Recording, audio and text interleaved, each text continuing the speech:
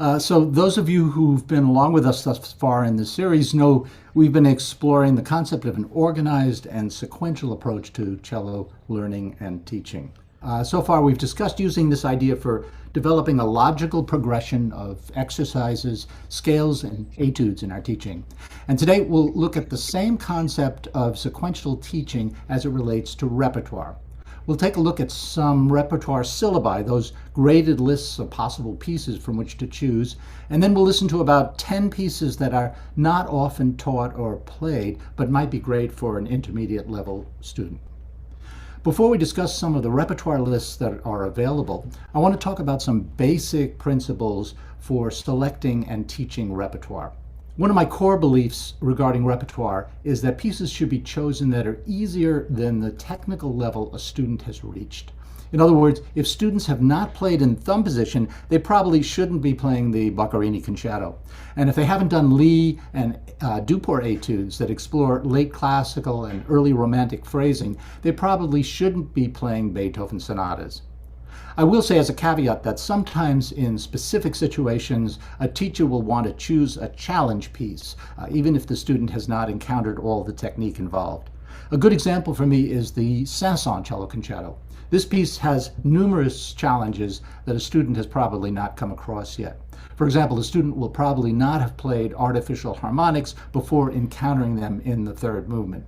However, this might be a reachable goal for advanced intermediate level students who've done their 2 and 3 octave scales and arpeggios, their thumb position scales, and their Duport etudes.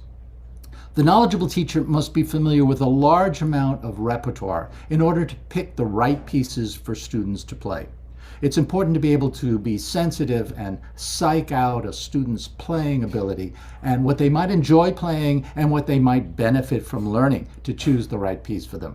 But the great thing is that there's so much good literature to choose from, so there's always a right piece for a particular student at a particular moment in his or her development.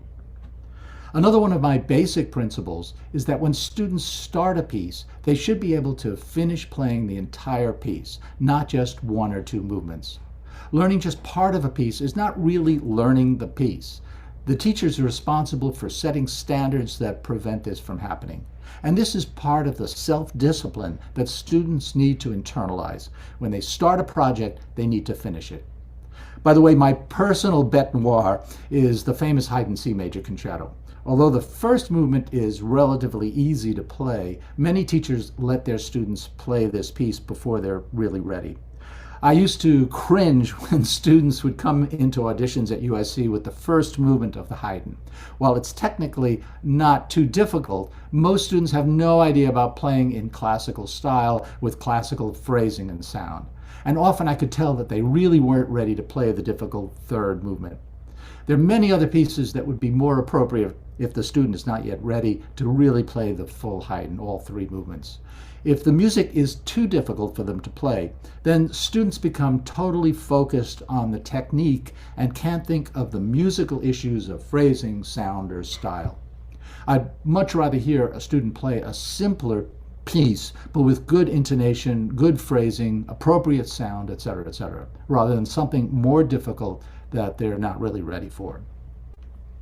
Another one of my basic principles is to choose pieces from a variety of different periods and styles. Students should be exposed to the differences in playing pieces from the Baroque, the classical, and modern and romantic periods. I often start new students with a Baroque piece, such as a sonata by Vivaldi or Marcello. Many of the basic technical concepts that they're working on at the intermediate level, such as scales, arpeggios, and Feuillard bowings, are directly applicable to this literature. In this way, the concepts that the students are learning can be applied immediately to repertoire that isn't too difficult. After Vivaldi or Marcello, I usually pick a contrasting piece from the Romantic period that works with a big sustained sound, such as the Bruch, Kol Nidre, or Fauré Elegy. I believe that students really should memorize a lot of music while they're young, including, of course, scales and arpeggios, even etudes and repertoire, especially Bach, concertos, and showpieces. The brain is like a muscle, and it has to be trained and exercised regularly. It's crucial to start this training when people are young. Learning the tricks of memorization and getting comfortable playing for people from memory is really best started at a young age. I could do a whole session on the importance of memorization and the tools for memorizing music, but we don't have time for that today. And I feel that a piece isn't really finished until there's a performance. In other words, the sequential process of learning a new piece involves sketching, which is, of course, the initial stage of putting in bowings and fingerings, getting an idea about the goal tempo, knowing the meaning of words in the music, or figuring out the rhythms, etc., etc. Then learning the piece, working out the hard spots and figuring out tempos, putting in dynamics, reading about the history and background of the piece, the sort of nitty-gritty of learning the piece. Then memorizing, committing all of the above to memory and making it secure. Then polishing, giving the piece some meaning, refining the dynamics and the phrasing. And then performing in masterclass, a first time out to see what works and what doesn't, and then going over all the things that are not the way you want them. And finally, the recital or final performance, or better yet, one of several performances of a particular piece. Concertos, sonatas, and pieces with piano accompaniment should be learned and performed with piano. This often takes considerable planning on the part of the teacher as well as the student. But we teachers should not lower our standards for the sake of convenience. I even go through the routine of having the students practice walking out on stage and bowing in the dress rehearsals in preparation for the recitals. I found that even if they are somewhat experienced as performers, they'll often forget to bow if they don't practice it in rehearsal, and especially in the dress rehearsal on stage. So next I want to change direction and mention some of the graded syllabi for repertoire that are out there. In some ways, the idea of a sequential progression of pieces is more generally accepted as part of most teachers' pedagogy and philosophy than the concept of a sequential system of scales and arpeggios or exercises or etudes. So there's nothing really new in this. And there are a lot of graded repertoire lists out there. I think you're probably familiar with most of them. Of course, there's the ABRSM, the Associated Board of the Royal Schools of Music in the UK. There's the RCM cello syllabus in Canada and the Royal Conservatory in Toronto. There's the ASTA CAP, the ASTA Certificate Advancement Program in the US. And there's the Trinity Repertoire List from the Trinity College in London. Comparing these various syllabi has been very interesting for me in preparation for today's session. They all certainly overlap, and each has some pieces that the others don't have, and they all have slightly different criteria and benchmarks for the different levels. But all of these syllabi are good and very useful. They divide the levels somewhat differently. Some have 8 levels, some have 10 levels, some 13 levels.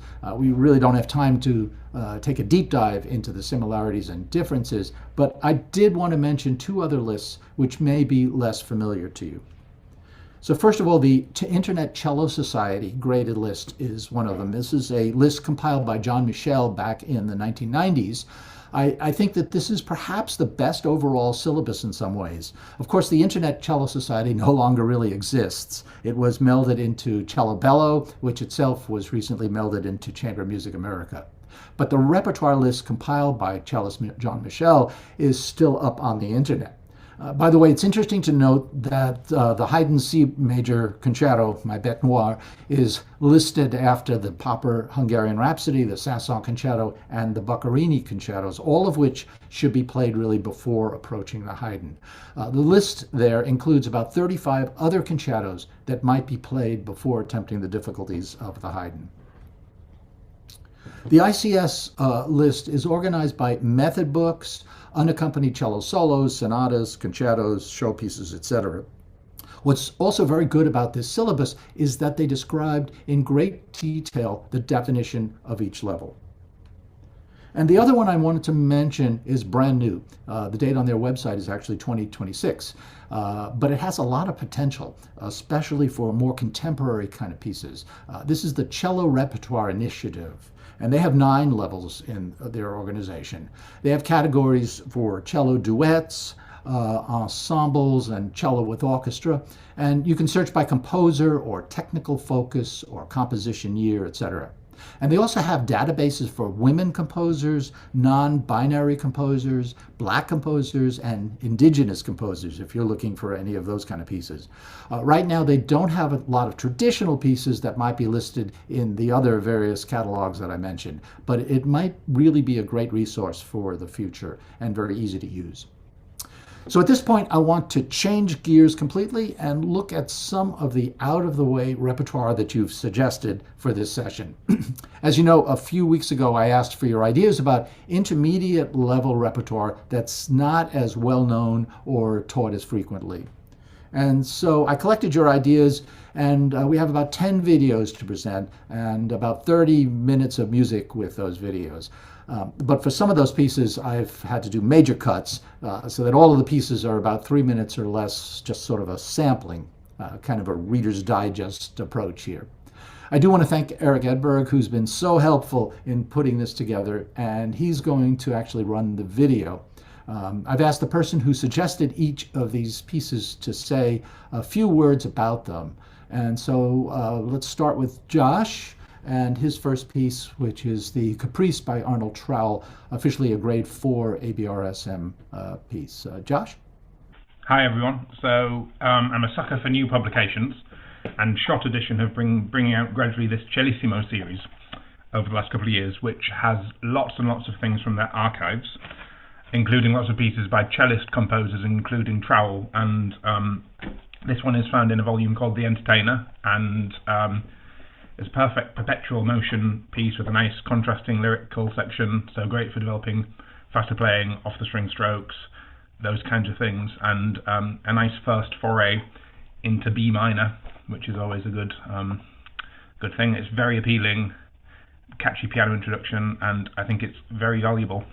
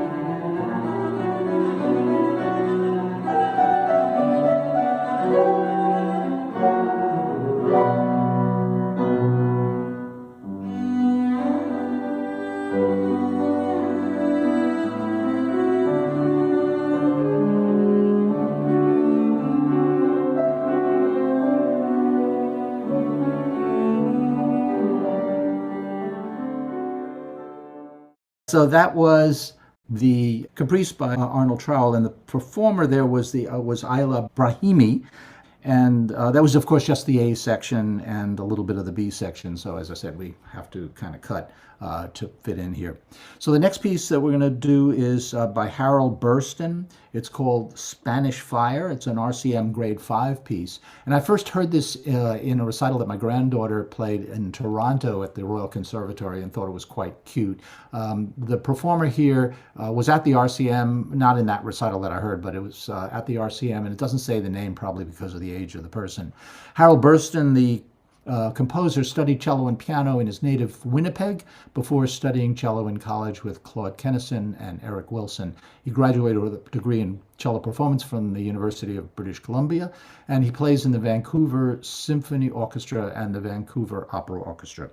So this is Spanish Fire by Harold Burston.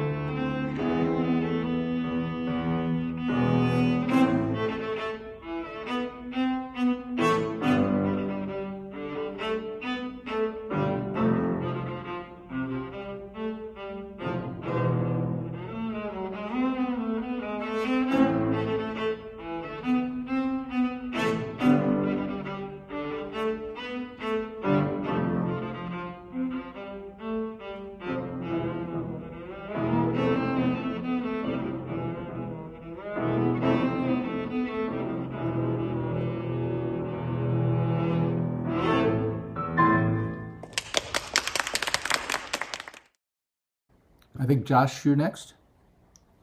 Right, Vivaldi D major concerto. A bit harder than the C major concerto that everyone teaches all the time. A bit easier than the E minor sonata that everyone teaches all the time. So it's very useful and can provide a bit of variety in terms of not trotting out the same pieces every time. It's full of lots of different string crossing patterns, so you can really develop those, and it's really good fun and very catchy, and the kids like it. Enjoy.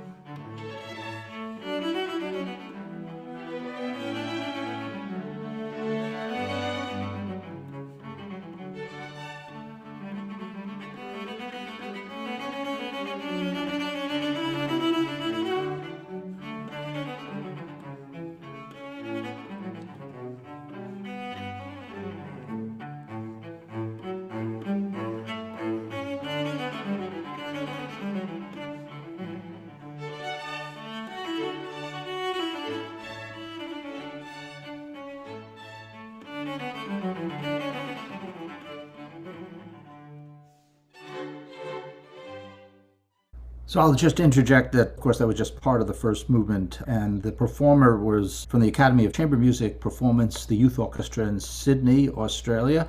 It doesn't say the name of the solo cellist there, and that was considered an ABRSM Grade 5 piece. Selma, you're next. Thank you. Well, I get to introduce my favorite composer for young people who are just in the early stages of learning.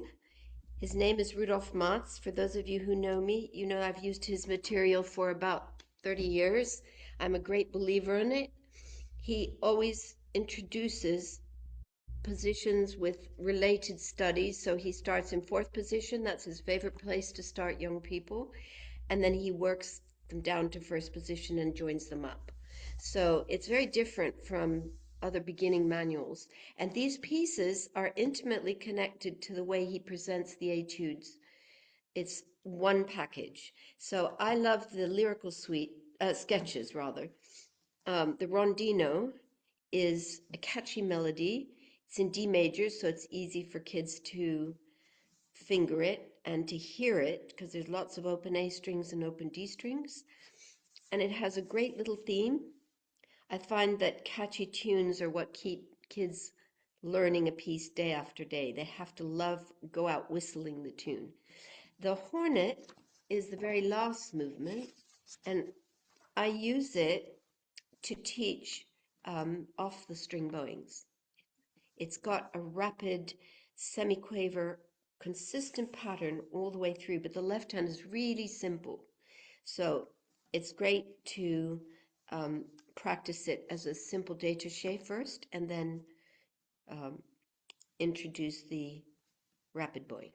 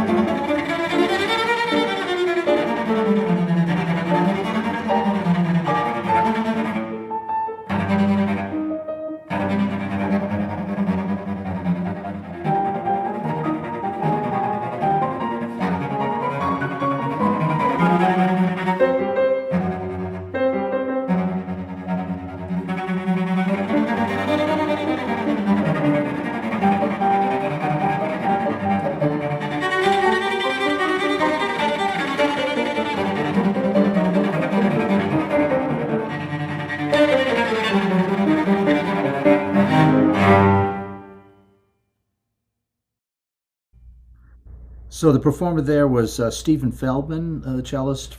He's at the University of Central Arkansas, and Cesar Blas was the pianist. And of course, that was just two movements. I think five, Selma. I think you said, and it's considered ABRSM Grade 5. Eric, you're next. Okay, so next we have the Guiltermann Etude Caprice, which is one of the, I think it's the second of his four characteristic pieces, Opus 54. At least here in the United States, seems like the only Guiltermann piece people are familiar with is the third movement of the fourth concerto, because it's in one of the Suzuki books. This piece is another rapid, I'll say 16th notes quadruplet piece. It has a lot of string crossing and a lot of chromaticisms, all below what most of us call fourth position. And I find it not only a really fun piece, but a very good one to establish this ability to do these kinds of string crossings that you're going to see that come later on in pieces like I'm going to mispronounce the last name, Van Gogh's Scherzo, and also then in the third movement of the Saint-Saëns A minor concerto. So let me share the screen again.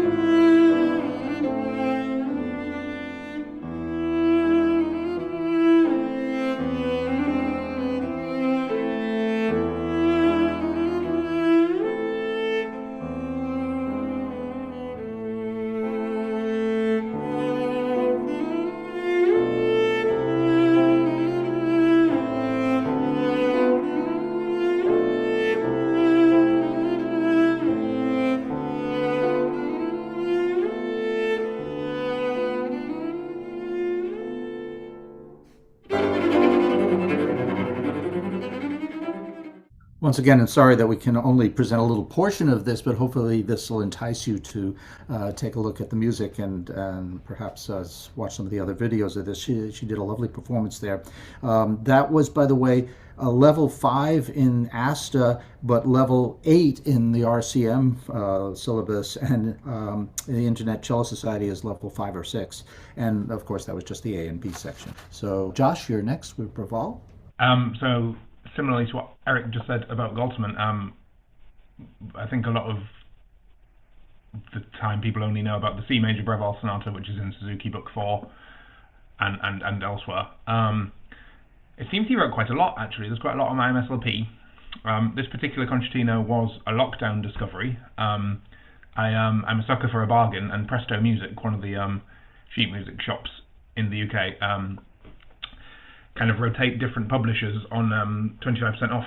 So when it was the turn of Delrieux, or however you say it, I kind of went through their cello catalogue, and this was one of the things I turned up, and it kind of occupies quite a useful space in that it's a bit harder than the C major Breville Sonata, but does a lot of the same things, triplets, classical style, etc., but with a bit of tenor clef, so it's very, very useful.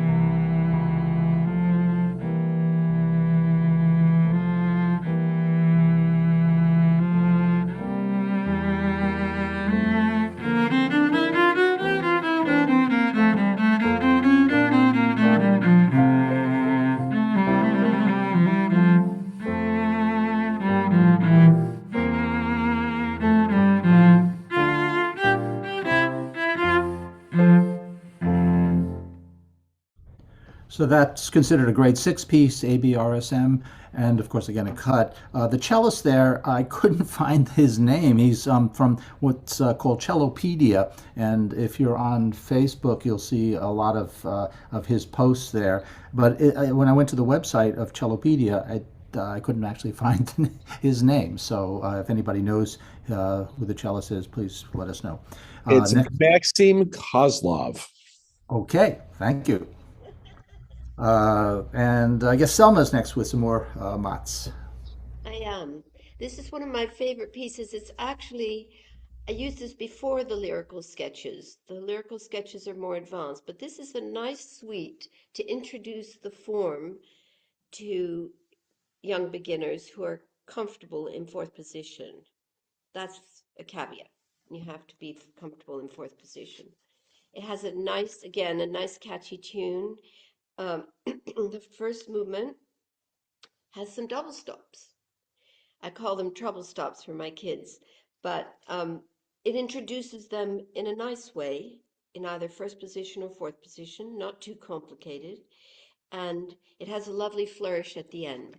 Now, Bob has asked me to talk about the tempo diminuendo, which I really love because it introduces the student to the minuet and trio form.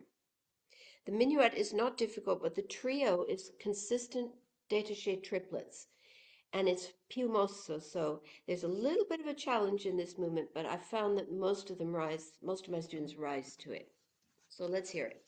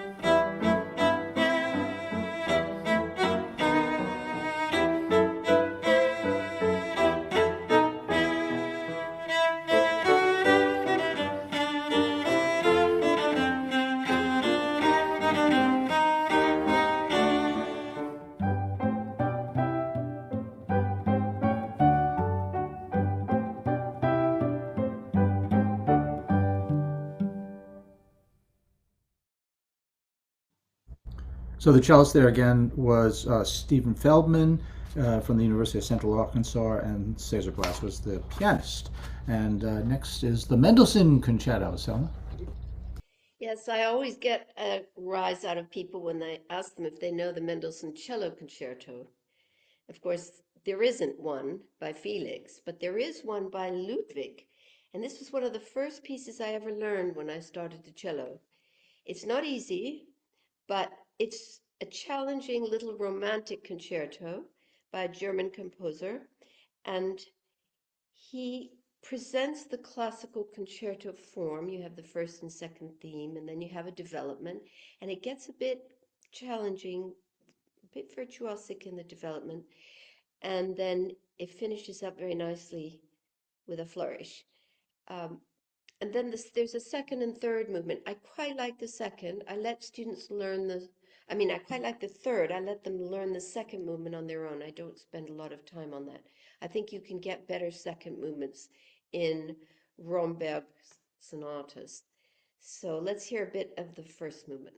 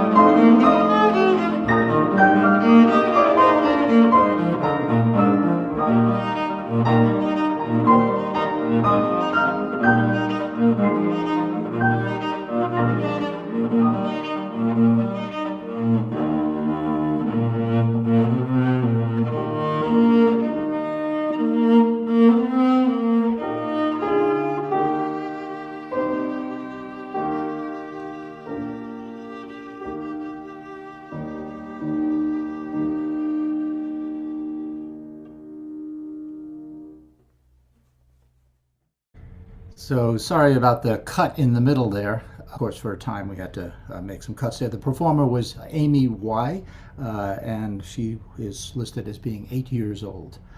So the next piece I'll be playing myself, actually. I first heard it in Toronto because my granddaughter Zoe was learning the piece for the RCM, Royal Conservatory, and I really liked it, and I decided to learn it myself. The name, I think, is really terrible. I dropped my ice cream cone. But it was apparently inspired by the composer Ed Loud's granddaughter literally dropping her ice cream cone. And what could be worse than that? So that's where the name came from. And what's fun is that the first few notes of the piece actually mimic the rhythm of the words. So Ed Loud is a graduate of Indiana University. He studied studied with Janos Starker. He held principal cello positions in the Manila Symphony, the USAF Band in Washington, and was assistant principal of the Montreal Symphony Orchestra and cellist in the Cleveland Orchestra. He taught in the Philippines, and in 1977 he joined the faculty of the University of Kansas and is now emeritus professor there. So here's I Dropped My Ice Cream Cone.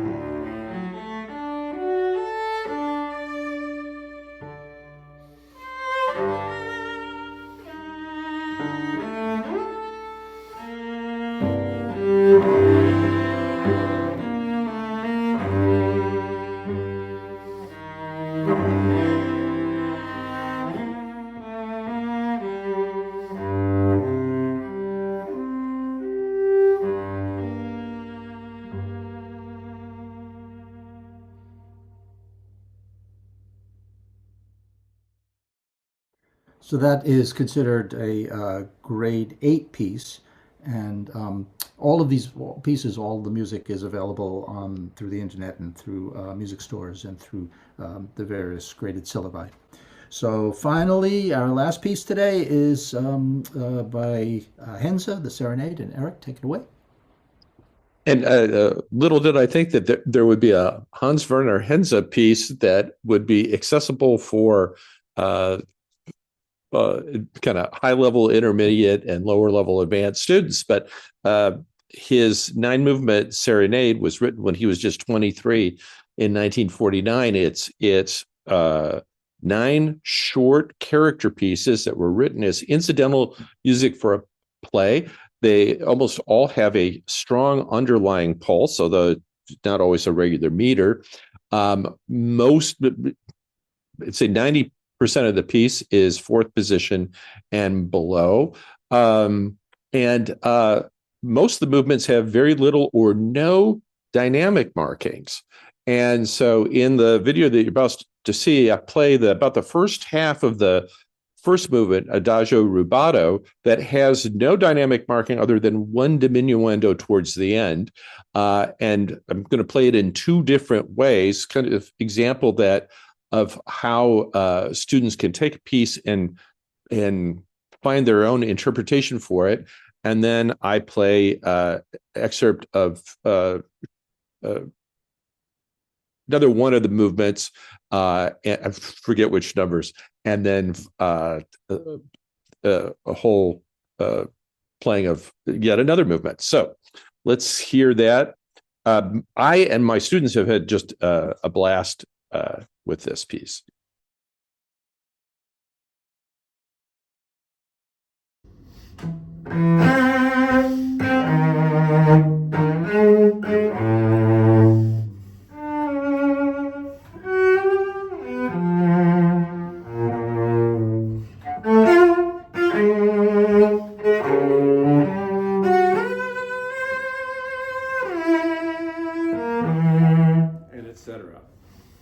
Can also be played very introspectively. Later on, Henze worked with a violist to make a viola edition where they mark the opening piano.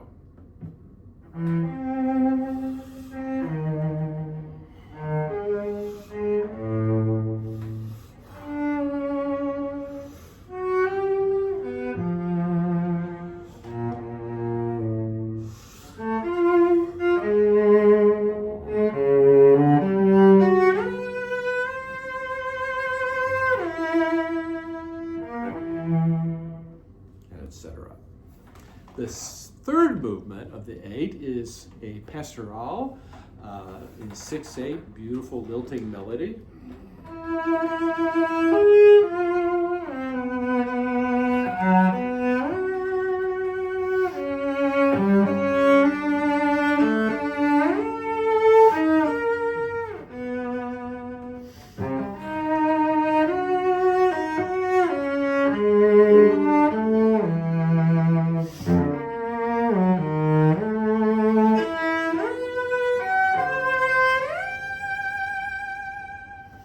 And it goes on from there.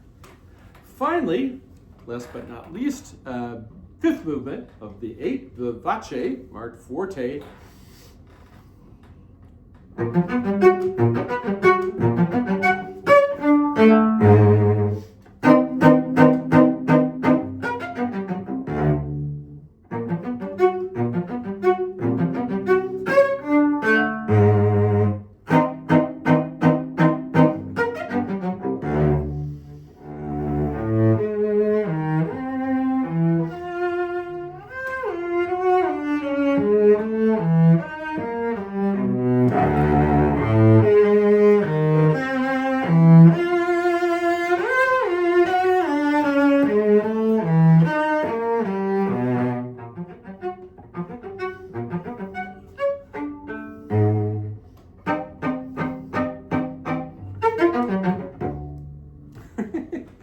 It's really fun. Check it out. I love it. The students I've had do it have loved it too. All right. Of course, the last two pieces just solo cello pieces. So if one's looking for a 20th century or 21st century piece for solo cello contemporary, that might be a good possibility. Of course, there are many, many other possibilities, but there were 10 that we had time for today, pieces that are not commonly known, taught, played, etc. At this point, we can open it up for questions or discussion. Anything that anybody wants to add, maybe other pieces that you want to mention that we didn't have time to include today? I'd like to mention the template that goes with the Etude Caprice of Gualtermann. Carrie Cheney, who's a teacher in the States, has written her or collected her own volumes. I think Josh knows the name of them. Solos for young cellists. Sorry? Solos for young Solos, cellists. that's right. It's how many? It's 8 volumes, isn't it? 6 or 8 volumes. Think so? There, I have the whole stack. It's quite considerable. But in there, in one of the volumes, is this Etude Caprice, and she's outlined a template which makes it very easy to learn it. So you learn the left hand first, and then you can add the bow, or you learn the left hand pizzicato and then add the bow. But it just gives you the chord formations for the left hand, and then you can focus on the bow once you've learned it. Looked like Joanne had her hand up. Yeah, I was going to ask Selma, the Ludwig Mendelssohn Mm-hmm. composer's dates. Oh gosh, um, Please. 19th century, I think. Okay. Any relation to? No, that I checked out. There isn't. Okay. But do you know the story about the Felix Mendelssohn Cello Concerto? It was I written, don't. but it was Piatti took a stagecoach somewhere and he put it on the stagecoach and it fell off. Oh And no. it was never recovered. So there was a Mendelssohn cello concerto. He's probably putting the fingerings in or learning it, whatever. And it was never found again. Actually, Selma, he was the son of Felix Mendelssohn's cousin, Wilhelm Mendelssohn. So he Oh, was okay. somehow related. And A he was distant relation. yeah, he was originally a lawyer before studying music, I found, and then he was a director. And one of his students was Paul Hindemith. There you go. You have the whole story. Well, a But little bit of it. it's useful. It's useful that we have one romantic cello concerto. Violinists have dozens of these pieces that teach them the style of the Bruch or um, the Wieniawski or whatever. Those are more complicated, but we don't have early cello concertos in the Romantic period, really. They're hard, most of them. So this is a great introduction. I've never forgotten learning this piece. I really enjoyed it, and most of my kids do too. Charles, did you have your hand up? Need to Yeah, I think I've just managed to unmute. Thanks. Yeah. Many thanks for all the contributors and also your introduction there, Robert. Bob, Yeah. I'm just thinking about the process where one arrives at learning a new piece and then coming up to performance. And I'm trying to practice more and more what Stephen Isles recommends, which is actually to gain an overview of the message of the piece and to see musically how different parts of that piece are going to play their role.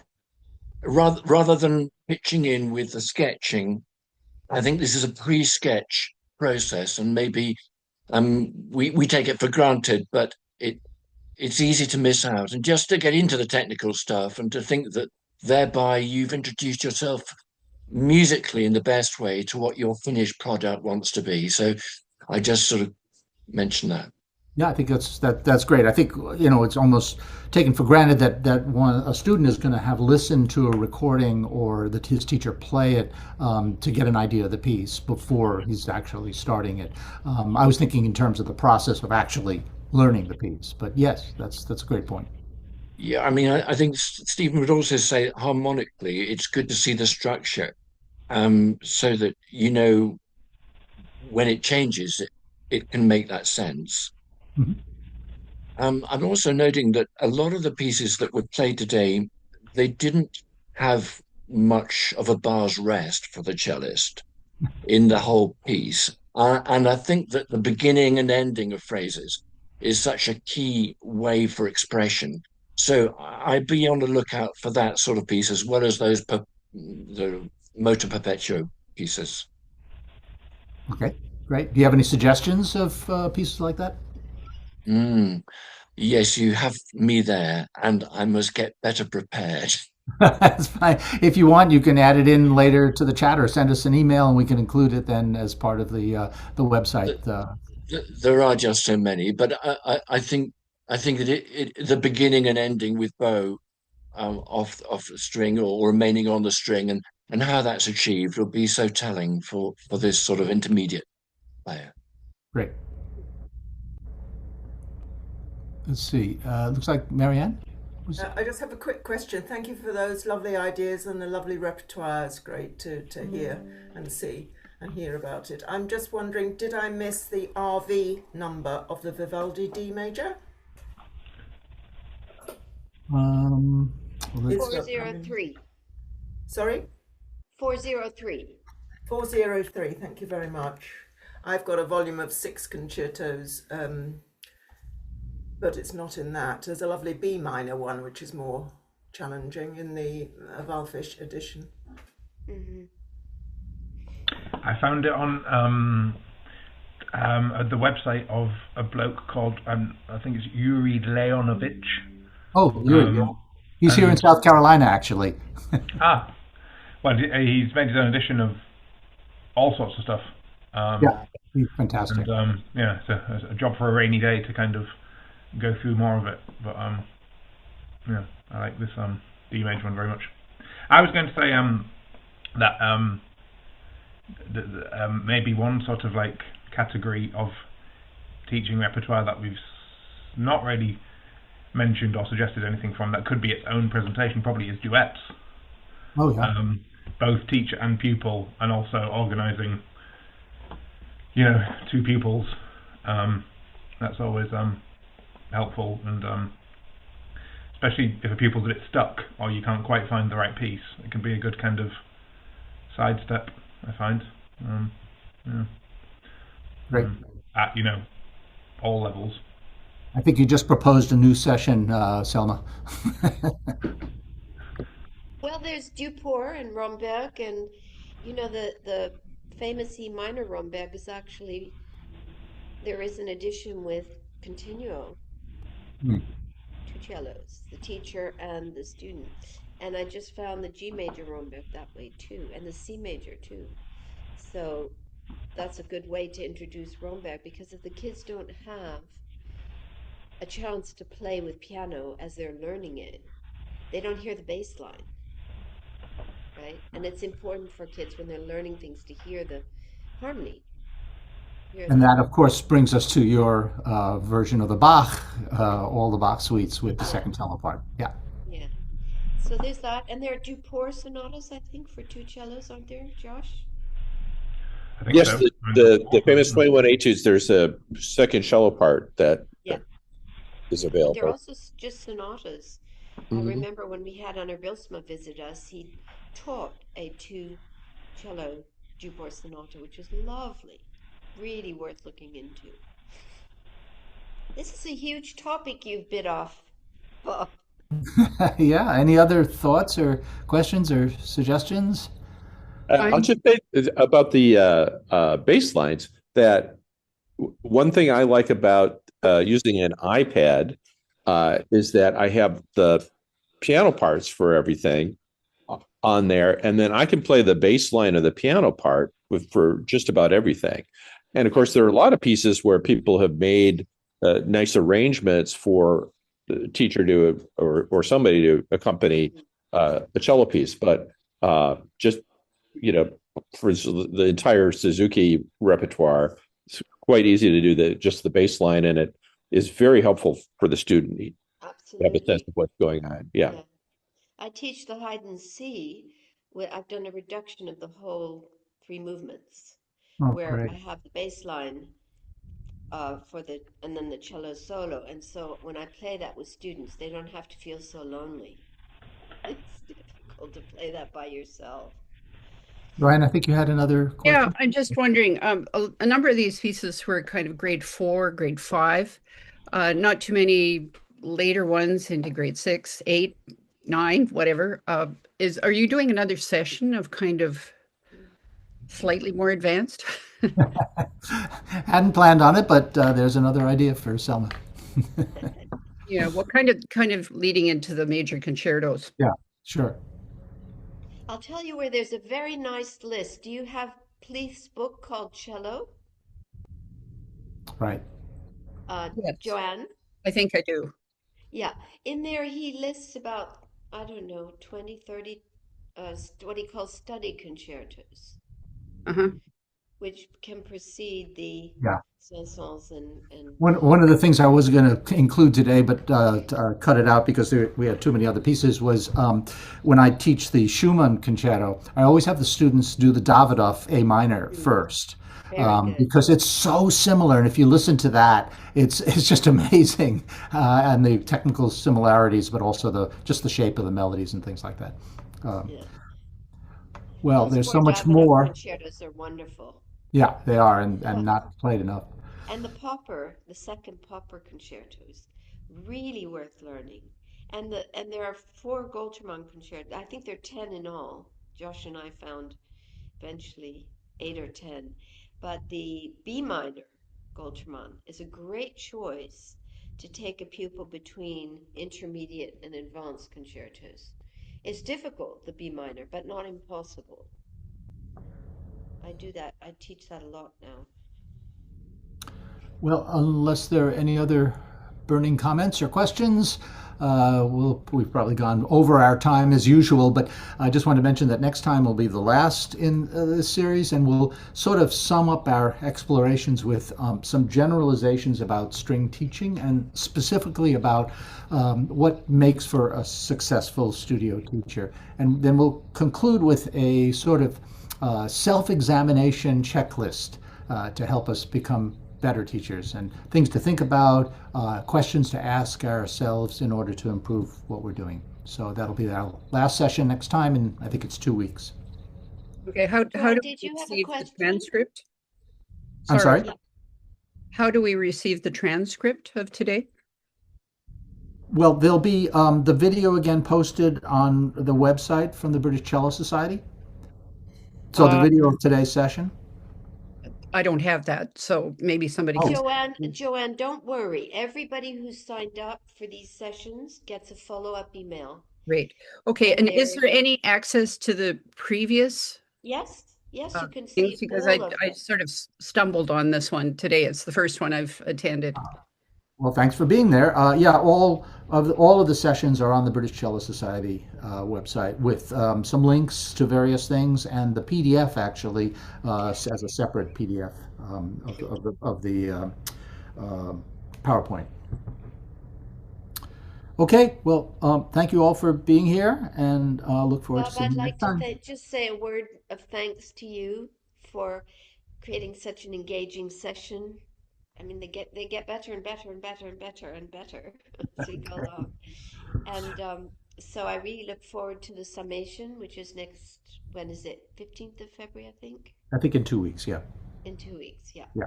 So, bye to everybody. Thank you for joining us tonight.